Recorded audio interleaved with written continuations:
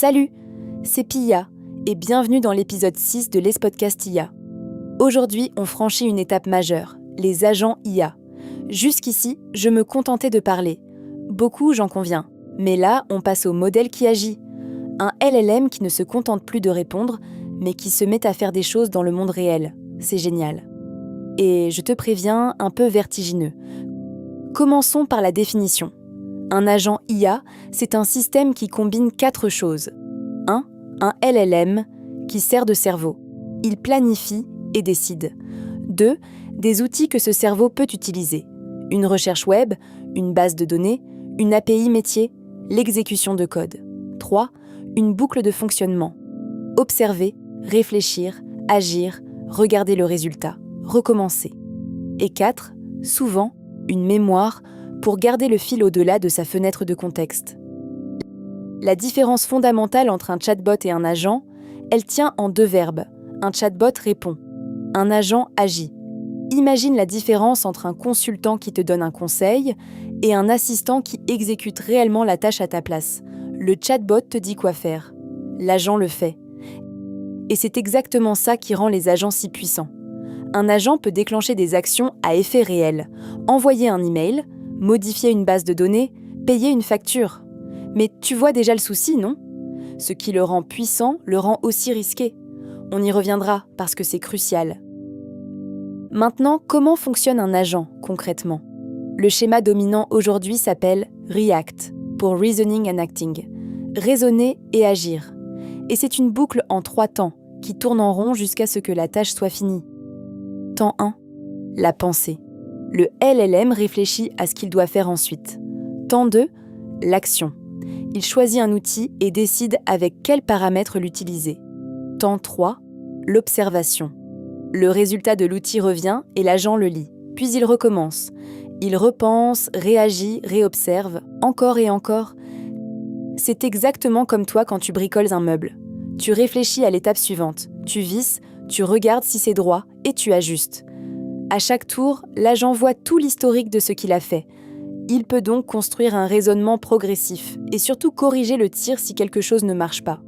C'est cette boucle qui transforme un simple répondeur en quelque chose qui ressemble à un collaborateur. Mais pour agir, un agent a besoin de mains. Et ces mains, c'est le tool use, l'utilisation d'outils. Aussi appelé function calling. Voilà comment ça marche, et c'est plus simple que ça en a l'air. Tu déclares au modèle un catalogue de fonctions disponibles. Pour chacune, tu donnes un nom, une description, les paramètres attendus et ce qu'elle renvoie. Par exemple, une fonction « Rechercher client » qui prend un email et retourne les infos du client. Le LLM lit cette description et quand il juge que c'est pertinent, il produit une demande structurée pour appeler cette fonction. Ton code l'intercepte, l'exécute pour de vrai et renvoie le résultat à l'agent. Le truc important à comprendre, le LLM ne programme rien. Il ne fait que générer proprement la demande d'appeler tel outil avec tels arguments. C'est ton système qui exécute. Le LLM décide. Ton code agit. Cette séparation est fondamentale, notamment pour la sécurité. Parlons un peu des architectures, parce qu'on peut construire des agents de plusieurs façons. La plus simple, c'est l'agent unique. Un seul LLM, une boucle REACT, une liste d'outils. Et tiens-toi bien, c'est l'architecture de la grande majorité des assistants modernes, y compris des outils de codage très performants. Simple, lisible et suffisante dans environ 80% des cas. Ne l'oublie jamais. Ensuite, il y a le multi-agent. Là, plusieurs agents collaborent, chacun avec un rôle. Un agent chercheur, un agent rédacteur, un agent relecteur. Ils se passent le travail, comme une petite équipe. Ça impressionne sur le papier. Mais je vais te donner un conseil que beaucoup d'experts partagent. Méfie-toi du multi-agent. Ces architectures complexes ajoutent souvent plus de fragilité que de valeur. Plus tu as d'agents qui se parlent, plus il y a d'endroits où ça peut casser. Commence toujours par un seul bon agent avec de bons outils. Ne passe au multi-agent que si tu as une vraie raison, du parallélisme ou des rôles vraiment distincts. Il existe aussi le pattern planifier puis exécuter, où l'agent fait d'abord un plan complet puis le déroule. Bien pour les tâches longues et cohérentes, mais moins souple si la situation change en route. Et les agents à mémoire long terme, qui gardent une trace de leur mission dans une base externe qu'ils consultent au besoin. Côté outils du marché, en 2026, tu entendras parler de LangChain et LangGraph, les frameworks historiques, de CrewAI, spécialisé multi-agent, du Claude Agent SDK, l'environnement d'Anthropic et de l'équivalent chez OpenAI. Mais retiens surtout le principe, pas les noms. Ils servent tous à orchestrer cette fameuse boucle. À quoi ça sert concrètement en entreprise ? À beaucoup de choses. Des assistants qui remplissent des formulaires et naviguent dans un CRM, du support client qui va chercher l'info dans plusieurs systèmes et résout un ticket de bout en bout, du codage assisté, de la veille multisource, de l'automatisation de processus, là où le vieux RPA rigide échouait à gérer la variabilité. Bref, partout où il faut enchaîner des actions en s'adaptant. Et maintenant, le moment sérieux, les risques. Parce que plus tu donnes de marge de manœuvre à un agent, plus il faut l'encadrer. Et ça, beaucoup l'oublient dans l'euphorie. Risque numéro 1, les actions irréversibles. Un agent peut envoyer un email, supprimer un fichier, lancer une transaction.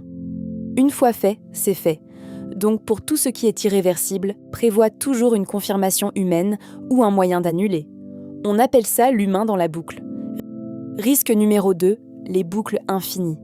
Un agent peut se retrouver coincé à répéter la même action sans avancer, comme quelqu'un qui rafraîchit sa boîte mail à 3h du matin en espérant un miracle. Fixe toujours une limite d'itération.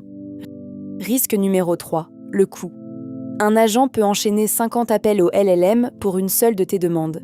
Si tu ne surveilles pas, la facture grimpe vite. Monitor en temps réel. Risque numéro 4, et il est sournois, l'injection de prompts via les outils. Souviens-toi de l'épisode précédent.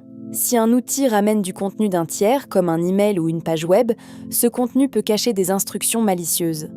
L'agent qui le lit pourrait se faire détourner. Et risque numéro 5, l'auditabilité. Tu dois pouvoir retracer chaque action et chaque décision de ton agent. Dans certains secteurs, c'est même une obligation légale. Tout ça mène à un principe que je veux graver dans ta tête. L'autorité graduée. Donne à ton agent le minimum de pouvoir nécessaire. Lecture seule par défaut. Écriture seulement quand c'est demandé. Et action irréversible uniquement avec validation humaine. C'est exactement comme un nouvel employé. Tu ne lui donnes pas le code du coffre-fort le premier jour. L'agent, c'est pareil. On arrive au bout. Si tu ne retiens que 3 choses de cet épisode. 1. Un agent, c'est un LLM, plus des outils, plus une boucle. Le chatbot répond, l'agent agit. 2. Sa puissance vient des outils que tu lui donnes. Ses risques aussi. Commence simple avec un seul bon agent et n'ajoute de la complexité que quand elle est vraiment nécessaire. 3. Autorité graduée.